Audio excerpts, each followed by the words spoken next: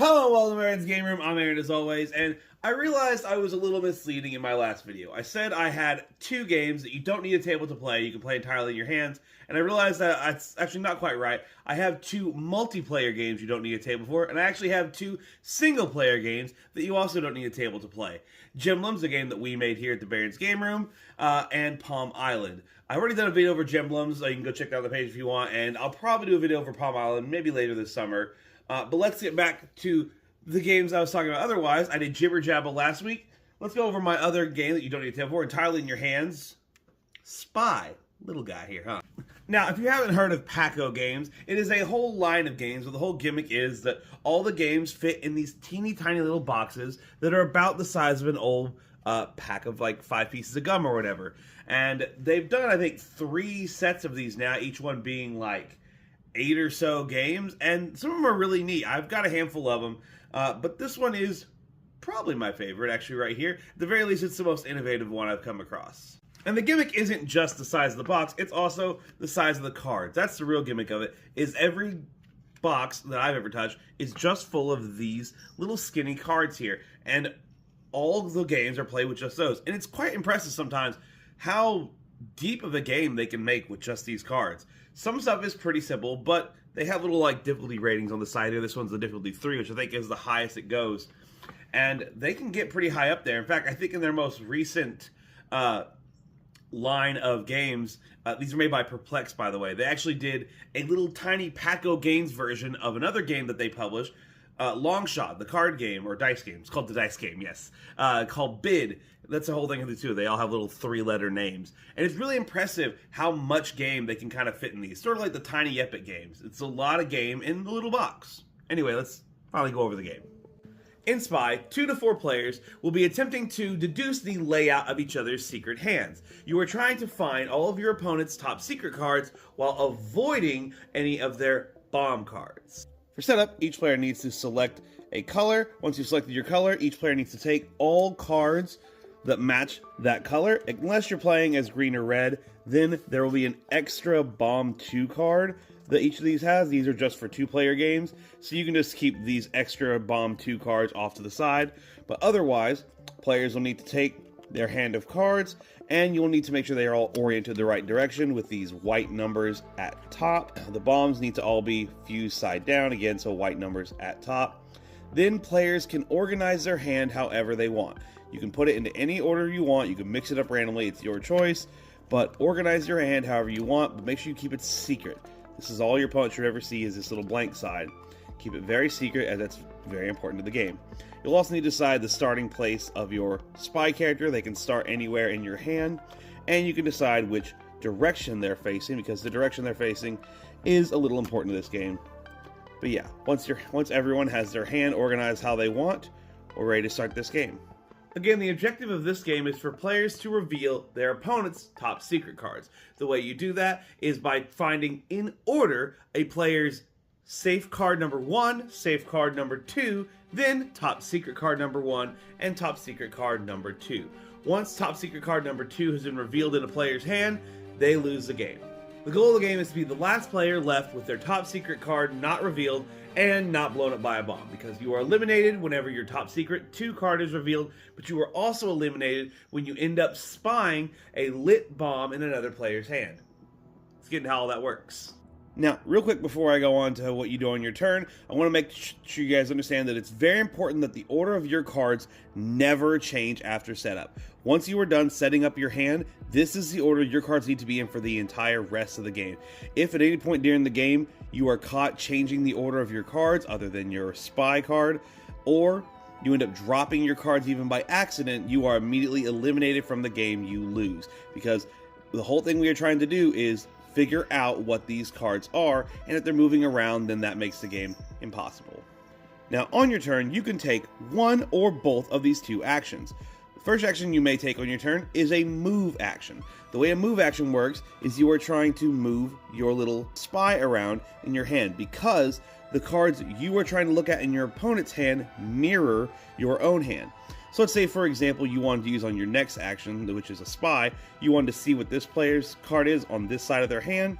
You would need to make sure your spy is overlooking at that card. Here's how a move action works.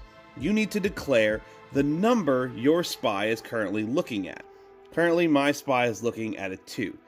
But you can also, before or after your movement, flip your spy over. So right now he's staring at a 1 and in the direction I want to go. So again, if I'm trying to look at this card, what I would do is I would say 1. Because now I've told everybody that this card right here is a 1. They don't know what type of card it is other than that, but they know it's a 1. Then I would pick him up and move him over 1 space in my hand. 1 space. Keep in mind that your hand is a constant loop, so if you're at the end looking this way, then you're looking at this card. Movement works the same. You just kind of wrap around. Now I'm looking at this card, and that plays into the next option you can do, which is spy. After you move, you can choose to spy on a card in another player's hand. Since I'm looking at this card, I would select another player, say the red player, and I would ask them what I'm looking at here. Let's go over that real quick.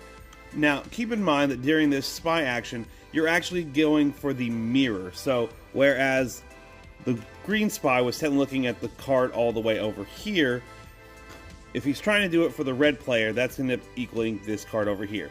The far left, like, mirror side that I would be looking at as their opponent. So basically, the green player is spied on this card. Once you do a spy action, the other player needs to respond in one of 3 ways, or I guess sort of 3.5. They need to simply tell you what the card is, but never the number. If it is a safe or a top secret card, they simply say the word safe or top secret. So you know that that's what that card is. You know, okay, that's a safe card, or oh, that's a top secret card. But if it's a bomb, which it is, then what you would do is if it's an unlit bomb, you would go, oops, well, hey, this player just lost the game, and flip the card over.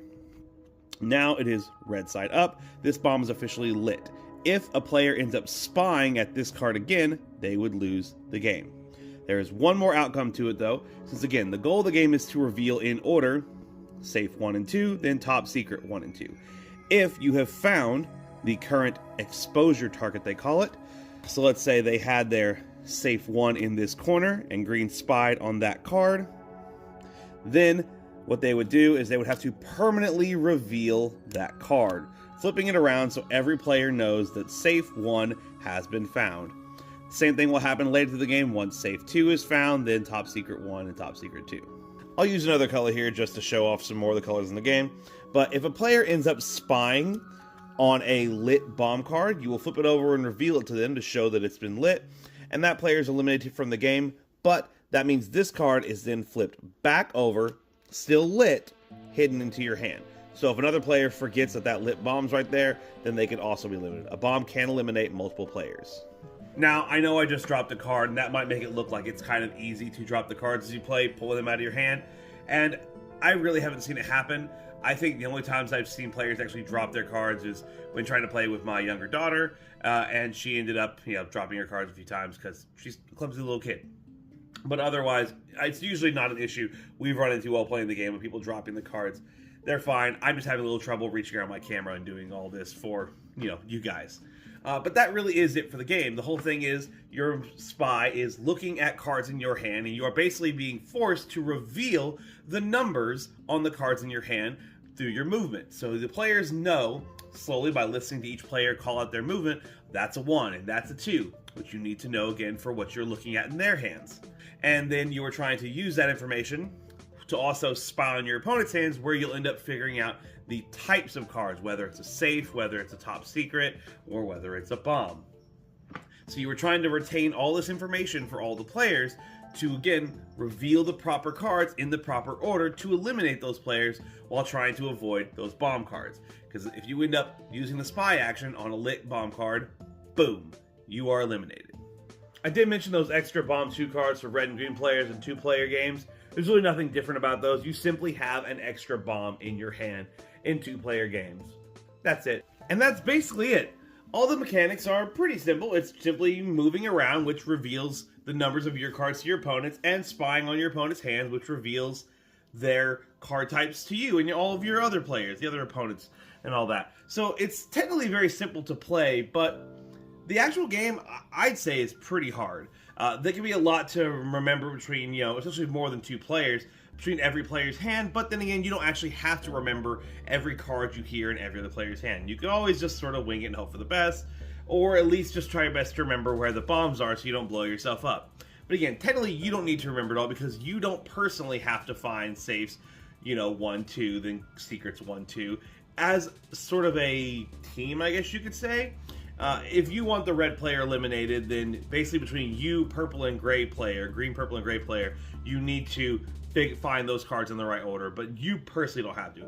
If purple reveals safe 2, then great. You don't have to worry about that now, but you do remember that he said that card was a safe as well, and there you go. As far as the portability of it, it is technically just playing your hand, so you more or less can play it anywhere you want. But I will say, because of the fact that it is kind of a hard game, there's a lot of deduction going on, that you probably couldn't play it in a very noisy place or something like that, or a very distracting place.